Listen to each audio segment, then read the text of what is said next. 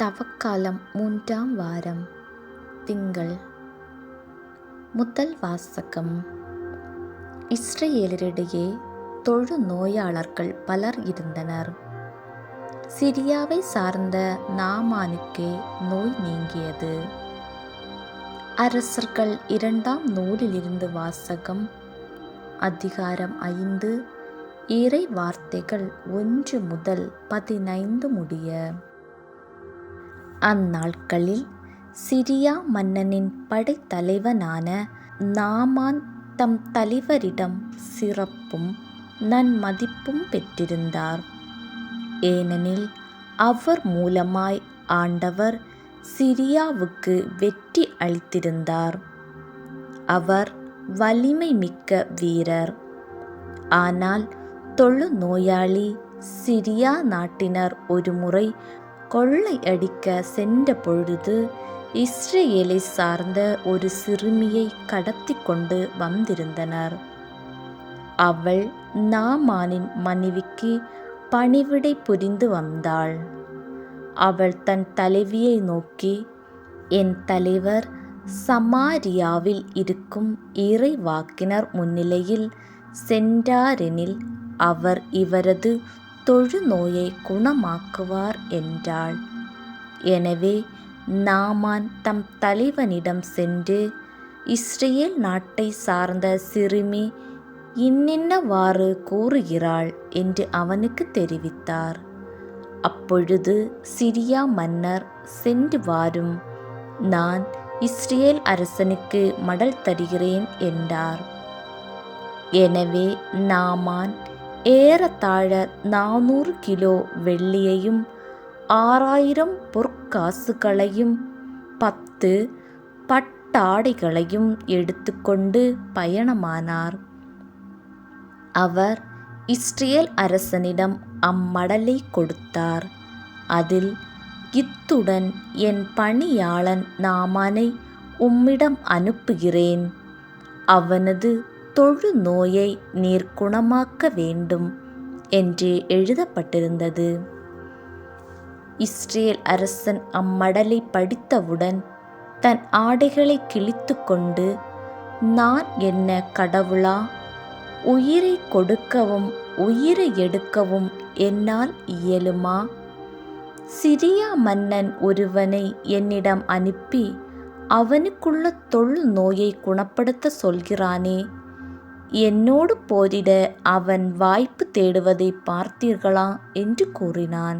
கடவுளின் அடியவனான எலிசா, இஸ்ரவேல் அரசன் இவ்வாறு தன் ஆடைகளை கிழித்து கொண்ட செய்தியை கேள்வியுற்று அவனிடம் ஆள் அனுப்பி, நீர் ஏன் உம் ஆடைகளை கிழித்து கொண்டீர்?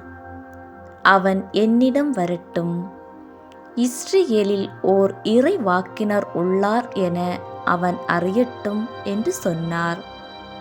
அவ்வாறு நாமான் தம் குதிரைகளுடனும் தேருடனும் எலிசா வீட்டு வாயில் முன் வந்து நின்றார். எலிசா, நீ போய் யோர்தானில் 7 முறை மூழ்கினால் உன் உடல் நலம் பெறும் என்று ஆள் அனுப்பி சொல்ல சொன்னார். எனவே நாமான் சினமுற்று வெளியேறினார். அப்பொழுது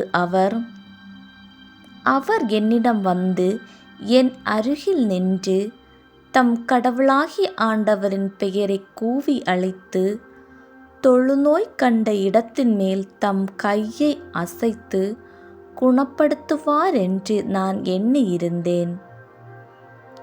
அபானா, பர்பார் என்ற தமஸ்கு நதிகள் இஸ்ரவேலில் உள்ள ஆறுகள் அனைத்தையும் விட மேலானவை அல்லவா? அவற்றில் மூழ்கி நான் நலமடைய முடியாதா என்று கூறி ஆத்திரமாய் திரும்பி செல்லலானார். அப்பொழுது அவருடைய வேலைக்காரர்கள் அவரை அணுகி அவரிடம், எம் தந்தையே, இறைவாக்கினர் இதைவிட அரிதான ஒன்றை உமக்கு கூறியிருந்தால் நீர் அதை செய்திருப்பீர் அல்லவா? மாறாக மூழ்கி எழும் நலமடைவீர் என்று அவர் கூறும்போது அதை நீர் செய்வதற்கு என்ன என்றனர்.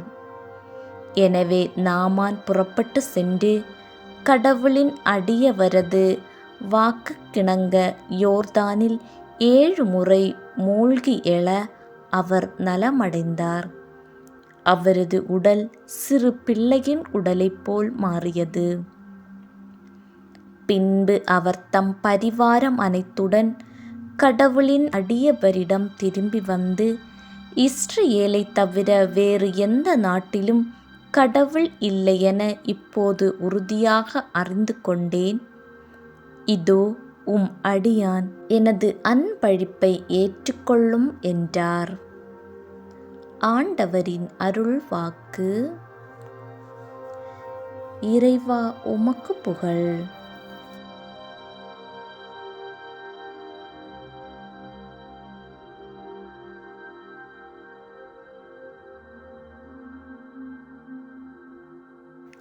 ஆண்டவருக்காக ஆவலுடன் நான் காத்திருக்கிறேன்.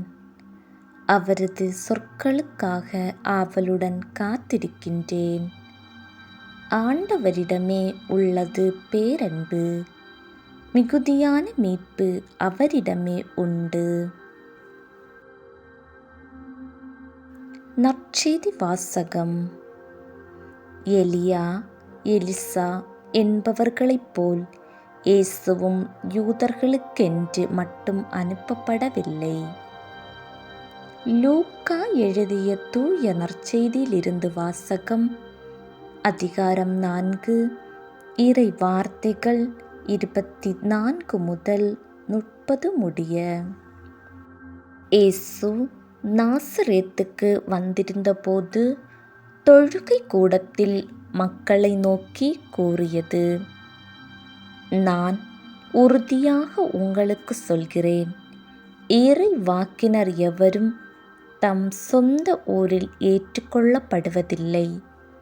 உண்மையாக நான் உங்களுக்கு சொல்கிறேன், எலியாவின் காலத்தில் 3½ ஆண்டுகளாக வானம் பெய்தது, நாடெங்கும் பெரும் பஞ்சம் உண்டானது.